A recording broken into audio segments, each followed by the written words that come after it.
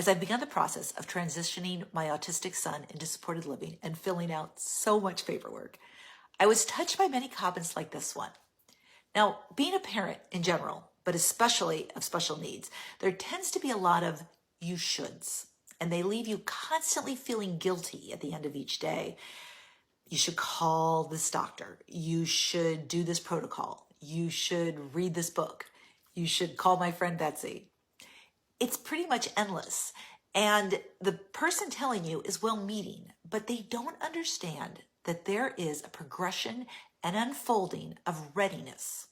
Now, it might be because of funds, because so many paths are very expensive. It might be because you have other children who need attention too. Or it simply might be because you're not physically and mentally ready. I am here to shout out that that's okay.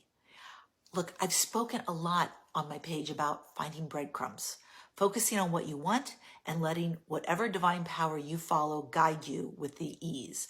But I also want to mention that we don't always have to plan for everything because life shifts and morphs, and you may work your ass off planning for something that doesn't even suit your needs by the time you're ready.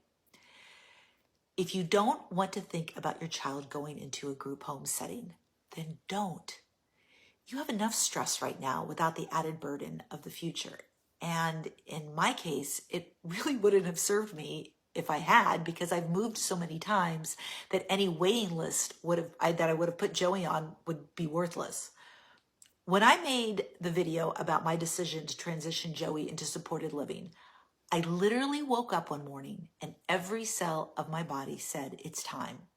Can you imagine the comfort of achieving that feeling first versus second guessing everything in the process?